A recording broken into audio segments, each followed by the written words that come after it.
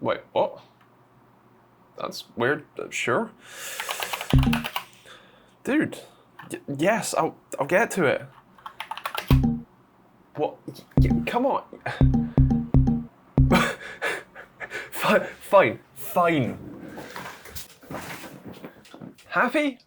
This is the AOC C32G2AE, a 1080p, 165Hz, 32-inch VA gaming monitor that has been, let's say, hotly requested. Let's give it the rundown and see what it is that we've got here, starting with the specs. 1080p at 32 inches is kinda rough. At normal viewing distance, the pixels are visible to my eyes, and anything from content to games looks blocky and pixelated. It's really at the point where if you sit far enough away to not be bothered, it's arguably too small in your vision. 1440p would definitely be my preference here. As for the refresh rate, that's fine, running at 165Hz, although as we'll see in a second, thanks to the pretty slow VA panel, the refresh rate doesn't mean all that much. It's also worth noting that physically, the stand is pretty limited. You get tilt adjustment and that's about it, no height adjust here, and a decent amount of wobble to go with it, although you do have a VESA mount on the back, so that's hardly a big deal. Also on the back are all of your inputs, comprising of 2 HDMI ports, a DisplayPort, and even a VGA port if you want some backwards compatibility. It's there if you need it, I guess. The on-screen display is controlled with separated bottom-facing buttons down at the bottom right-hand corner. I would definitely prefer the joystick-style switches that we see on plenty of other monitors instead, but seeing as you're only going to be enabling overdrive and setting brightness to 100% and then never touching it again, I guess that's not so important. You do get a backlight strobing mode if you would like to use it, not that I recommend that, although you will have to disable adaptive sync to switch that on. Let's talk about the big one, gaming. On first impressions, it isn't too bad. It definitely feels a little on the sluggish side, but it's not absolutely dreadful, at least on the right settings. Swapping to the overdrive off mode is a completely different experience. You can practically follow the smeared trails of movement with your eyes in real time. It's not pretty and makes the gaming experience just a tad on the slow side for sure. While you can get by with it, I can't see this as anything more than a sort of casual gaming monitor. It's certainly not suited for truly competitive gameplay, but the casual games should be fine. That's backed up by the response times, where with overdrive off, you can expect an average response time of around 27 milliseconds. Yeah, you heard that right. 27 milliseconds. That's just under 5 frames at 165Hz, all on screen at the same time.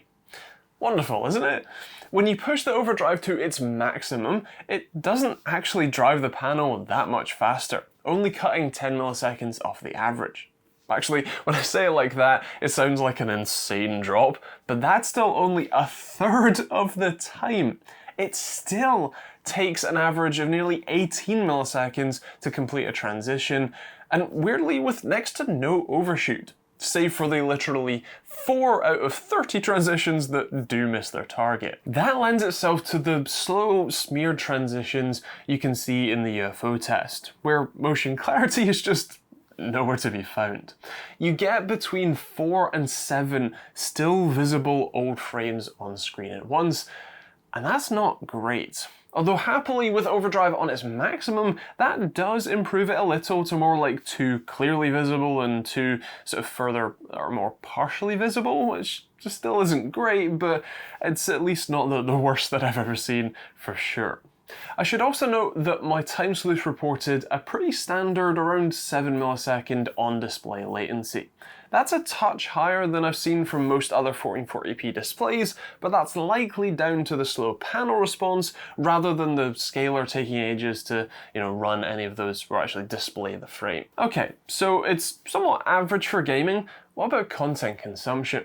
Well, there are some good points there. It'll cover around 91% of the DCI-P3 spectrum, which is great, and do so remarkably accurately with a measured delta E of under 1, which is a fantastic result. The downside is that it will only hit around 275 nits, which makes everything look pretty flat and bland. Look at this clip. It should be a vibrant river valley, but instead it's a muted and kind of unimpressive scene. It's especially obvious in the darker shots, where despite the black levels being actually pretty decent, the bright highlights don't show up like they should, making for a desaturated look. It's worth noting that thanks to the low black levels, even with the relatively low brightness, I measured a contrast ratio of just shy of 2000 to 1, albeit with a pretty uneven one across the different areas of the display. For content creation, while it technically is accurate, I'm not sure that I trust its ability to visually recreate colors correctly, which could lead to you sort of color grading your work a bit badly, a bit oversaturated to make up for the monitor's, well, look. In some scenes it is fine, but I can't say that this would be what I would recommend for content creation for sure. So, did you make a good purchase? Well, personally, I can't say that I would spend my own money on this model. The mix of the low pixel density, slow response times, and low brightness make for a fairly lackluster experience overall, at least for me anyway. Considering you could have spent just £30 more and got the CQ32G2SE, a 1440p 165Hz curved VA monitor instead, I would personally have opted for that, or actually spent about the same as that one and got something like the LG 27GN800 instead, which is a flat 1440p 144Hz IPS monitor, which should net you a much more responsive experience, albeit with some more grey blacks instead. So that's a brief look at the AOC C32G2AE. If you want to check it out or check out pricing when and where you watch this, I'm going to leave a global Amazon affiliate link in the description for you to check out. And there's also a load of other links in the description if you want to support the channel, all that sort of stuff. If you have any questions about the monitor itself, feel free to leave those in the comments. Also, if you want me to check out any other monitors or anything else, feel free to leave those in the comments as well. And I can't guarantee that I can review everything that everybody requests, but I'll certainly do my best.